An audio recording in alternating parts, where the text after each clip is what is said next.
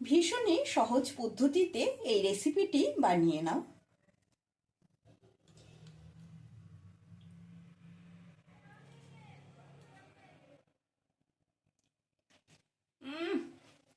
দারুণ টেস্ট। নমস্কার বন্ধুরা, আমি গোপা, তোমরা দেখছো happy with Gopa kitchen cooking.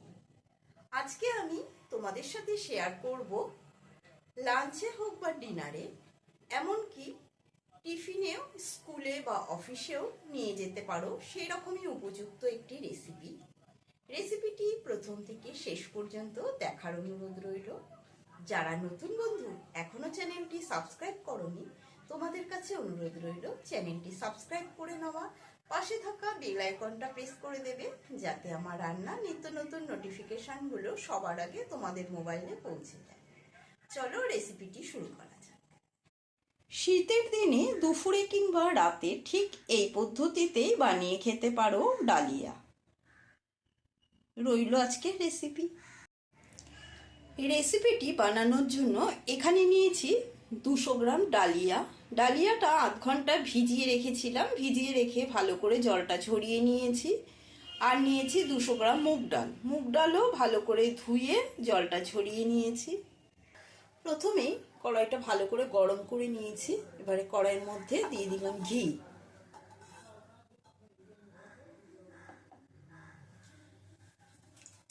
এবারে ঘিয়ের মধ্যে দিয়ে দেবো ডালিয়াটা।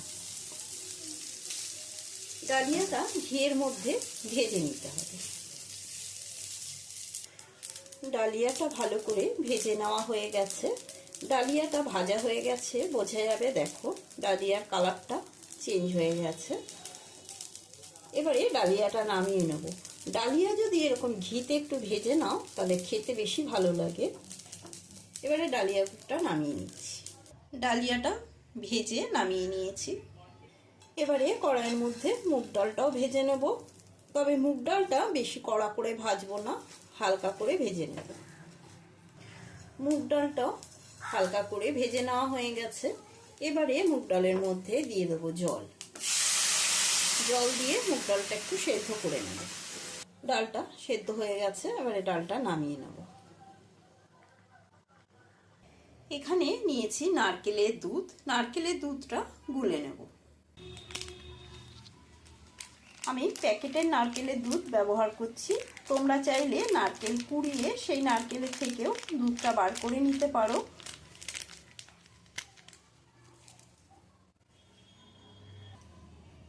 উষ্ণ গরম জল দিয়ে গুলিয়ে নিচ্ছি।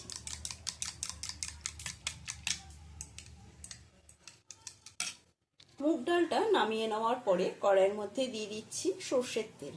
এখানে কিছু সবজি কেটে নিয়েছি: ফুলকপি, আলু, গাজর, শিম। তোমাদের কাছে যার যেরকম সবজি থাকবে সেই সবজি ব্যবহার করতে পারো। দিয়েছি কয়েকটা কাঁচা লঙ্কা, একটা টমেটো। দিয়ে দিচ্ছি লবণ। প্রথমে আলুটা ভেজে নেব। আলুর মধ্যে দিয়ে দেব সামান্য হলুদ গুঁড়ো,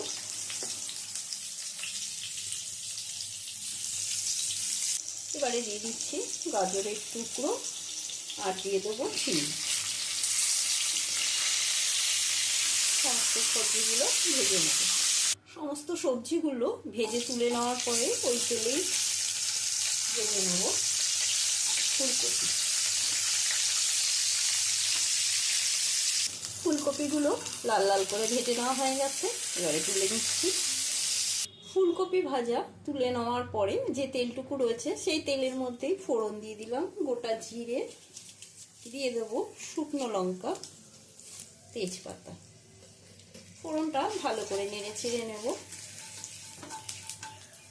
ফোড়নটা ভালো করে নেড়ে ছেড়ে নেওয়ার পরে ফোড়নের থেকে যে সুন্দর গন্ধ বেরোচ্ছে, এর মধ্যেই আমি দিয়ে দেব ভেজে নেওয়া ডালিয়াটা। ডালিয়া দেওয়ার পরে এবার এর মধ্যে দিয়ে দিচ্ছি হাফ ইঞ্চি আদা গ্রেট করে নিয়েছি। গ্রেট করে নেওয়া আদাটা দিয়ে ভালো করে মিশিয়ে নেব, মিশিয়ে কষিয়ে নেব।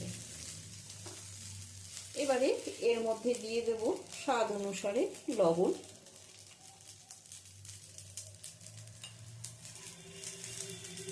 আদা দিয়ে কিছুক্ষণ কষিয়ে নেওয়ার পরে দিয়ে দিচ্ছি এর মধ্যে সেদ্ধ করে নেওয়া ডালটা।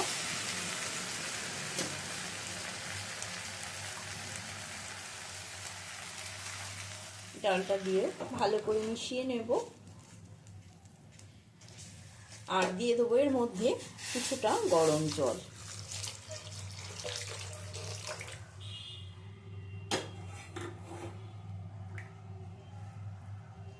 গরম জল দিয়ে ভালো করে মিশিয়ে নেওয়ার পরে দিয়ে দেবো ভেজে নেওয়া সবজিগুলো। সমস্ত সবজিগুলো দিয়ে দিলাম। এবারে এর ওপর দিয়ে দেবো কাঁচা লঙ্কা। ঝালটা নিজেদের পরিমাণ বুঝে দেবে। দিয়ে দিচ্ছি কেটে নেওয়া টমেটো। আর দিয়ে দেবো এর মধ্যে কিছুটা পালং শাক। পালং শাকটা একটু বড় বড় করে কেটে নিয়েছি। এই পালং শাকটা দেওয়াতে এই খিচুড়ির স্বাদটা আরো বেড়ে যাবে। দিয়ে দিচ্ছি কিছু মটরশুঁটি। সমস্ত কিছু দিয়ে ভালো করে নেড়ে চেড়ে নিতে হবে।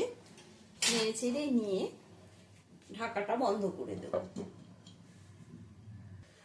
ঢাকাটা সরিয়ে নিচ্ছে।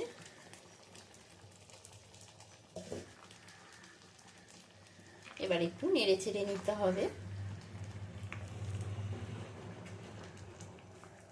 ভালো করে নেড়ে চেড়ে নেওয়ার পরে দিয়ে দেবো এর মধ্যে আমি চিনি। চিনিটা অপশনাল, তোমাদের পছন্দ না হলে না দিলেও চলবে। তবে যেহেতু খিচুড়ি, একটু খিচুড়িতে একটু চিনি দিলে খেতে বেশ ভালো লাগে।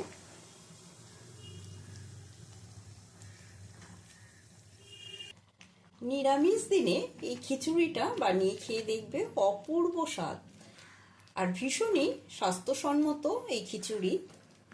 বাচ্চাদের টিফিনেও দিতে পারো, অফিসেও নিয়ে যেতে পারো, ডিনারেও খেতে পারো, এমনকি দুপুরবেলার শীতের দিনে দারুণ জমে যাবে এই খিচুড়িটা। এবারে নামানোর আগ দিয়ে দেবো আমি গুলিয়ে নেওয়া নারকেলের দুধ। আমি এর মধ্যে কোনো হলুদের ব্যবহার করিনি, তোমরা চাইলে হলুদের ব্যবহার করতে পারো। আর দিয়ে দেবো কিছুটা ঘি।